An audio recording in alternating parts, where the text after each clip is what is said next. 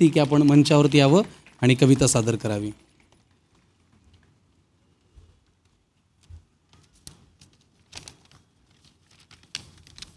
खूप मनापासून तुमचं स्वागत. थँक्यू. नमस्कार. इथे उपस्थित सर्व मान्यवरांना माझा सप्रेम नमस्कार. आज इथे महाराष्ट्राचे अनेक दिग्गज व्यक्तींसोबत मी उभी आहे आणि माझी गणना इथे होणं ही माझ्यासाठी प्रतिष्ठेची बाब आहे.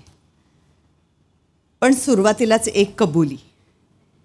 मी स्वतःला अस्सल महाराष्ट्रीयन म्हणायला थोडीशी संकोचते, कारण माझा जन्म जरी बेंद्र्यांची सोनाली म्हणून झाला असेल तरी माझे वडील कायम महाराष्ट्राबाहेर पोस्टिंगवर असल्यामुळे माझं संपूर्ण बालपण भारतभर फिरण्यामध्ये गेलं.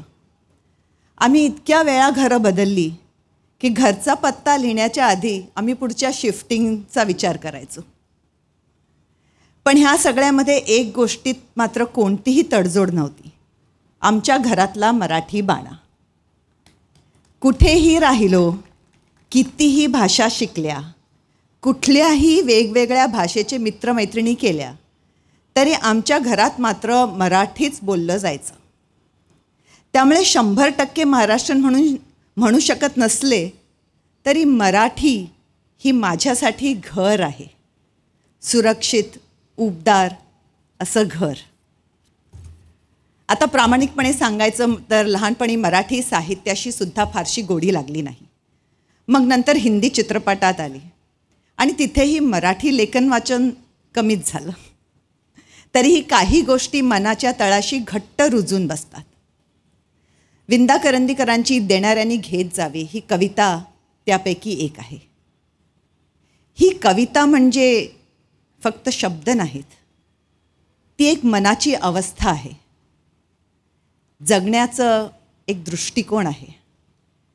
आणि जसं जसं आयुष्य समृद्ध होत जातं तसं तसं ह्या कवितेचे वेगवेगळे पदर उलगडत जातात. म्हणूनच आज मला ही कविता तुमच्यासमोर सादर करायची आहे आणि मला खात्री आहे हे शब्द तुमच्या हृदयात नक्कीच घर करतील. घेता, कवी विंदा करंदीकर. देणाऱ्यांनी देत जावे, घेणाऱ्यांनी घेत जावे. देणाऱ्यांनी देत जावे, घेणाऱ्यांनी घेत जावे. हिरव्या पिवळ्या माळावरून हिरवी पिवळी शाल घ्यावी. सह्याद्रीच्या कडाकडून छातीसाठी ढाल घ्यावी. वेड्या पिशा ढगांकडून वेडे पिसे आकार घ्यावे. रक्तामच्च्या प्रश्नांसाठी पृथ्वीकडून होकार घ्यावे. उसळलेल्या दर्याकडून पिसाळलेली आयाळ घ्यावी.